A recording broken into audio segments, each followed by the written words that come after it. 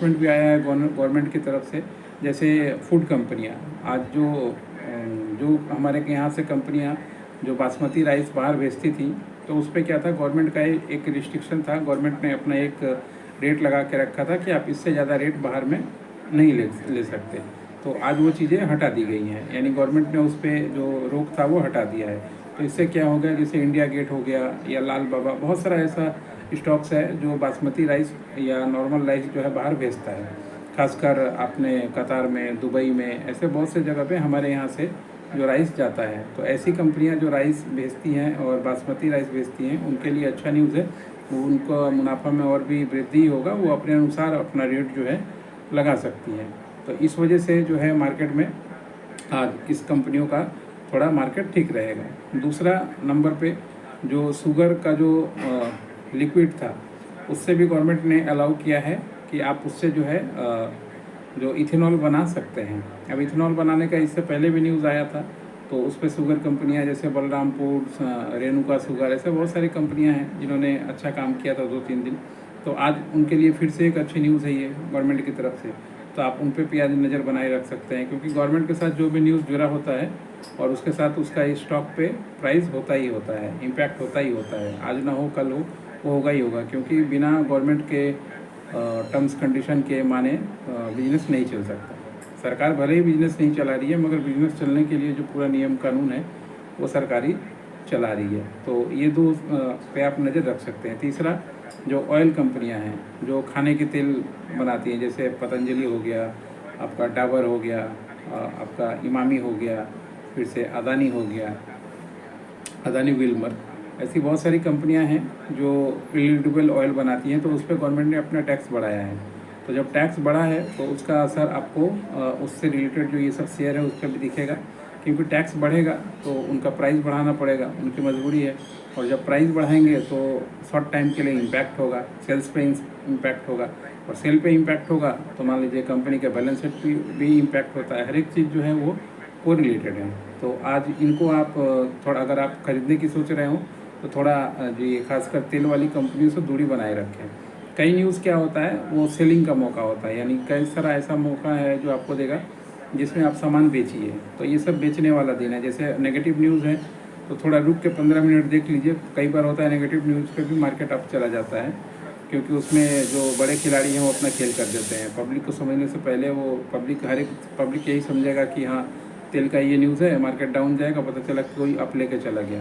तो ये भी होता है मार्केट में। तो थोड़ा सा आपको 15 मिनट 10 मिनट देख लेना है कि किस तरीके से मार्केट बिहेव कर रहा है, फिर अपना आप जो डिसीजन लेना है अपना लीजिएगा। आपका दिमाग है, आपका पैसा है, आपके पास मोबाइल है, मॉनिटर आपके हाथ में है, जो मर्जी आप है कर सकते हैं।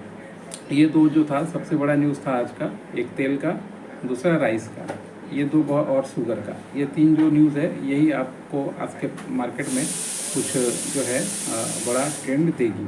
तो आप ऐसे ट्रेंड पहचानना पड़ेगा और इस तरीके से ट्रेंड पहचान के ही काम करना पड़ेगा। अगर ट्रेंड नहीं पहचानिएगा तो फिर आपके साथ गलत हो जाएगा, कभी भी आप ज़्यादा लंबा नहीं जा सकते।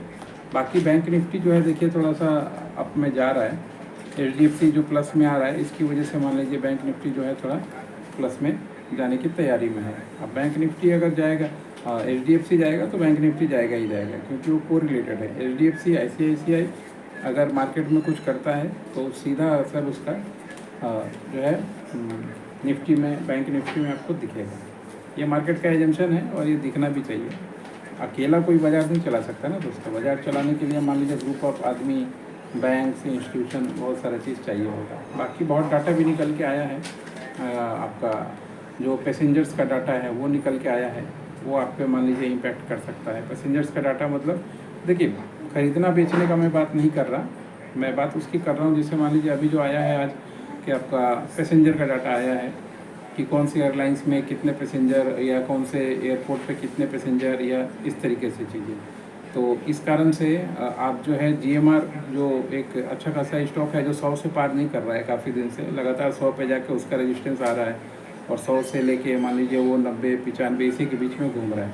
तो उस पर भी आप नज़र रख सकते हैं, मगर 100 से ज़्यादा हो सके उस पर और भी लोग थोड़ा नीचे खरीदने की बात कर रहे हैं या देखने की बात कर रहे हैं, ये चलेगा। प्लस इंडिगो में सबसे ज़्यादा इसका फ़ायदा मिलेगा, क्योंकि इंडिगो एक ऐसा शेयर है जो सबसे ज़्यादा अभी प्रॉफिटेबल बिजनेस में है, खासकर एयरवेज़ में। तो अगर मान लीजिए लोगों की संख्या बढ़ रही है जहाज़ में जाने की, तो इसको फ़ायदा मिलेगा। और इस पे पहले भी हम लोगों ने एक वीडियोज़ बनाया था, लगभग देखिए ये 8,000 को भी क्रॉस कर जाए तो उसमें कोई दिक्कत नहीं है, मगर इसमें टाइम है, ये लंबा स्टॉक है।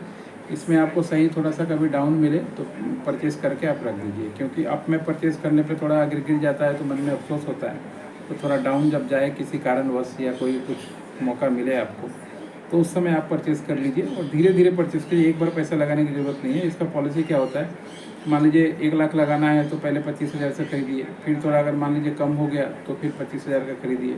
इस तरीके से खरीदने से ठीक रहता है, टाइम टू टाइम। एक ही बार में आपको पैसा लगा के नहीं खरीदना है। जी सर, मॉर्निंग में वॉलेटिलिटी बढ़ा होता है, वो तो बढ़ेगा ही। मॉर्निंग में मान लीजिए हर एक आदमी थोड़ा फ्रेश होता है काम करने के लिए। आप हम भी तो मॉर्निंग में ज़्यादा एनर्जी लगाते हैं कोई भी काम करने के लिए। जैसे जैसे दोपहर होता है सुस्त होते रहते हैं। तो जैसा हमारा दिमाग काम करता है, ह्यूमन बॉडी काम करता है, उसी तरीके से मार्केट भी काम करता है। आइए बाकी थोड़ा और भी कुछ न्यूज़ देखते हैं, क्योंकि मान लीजिए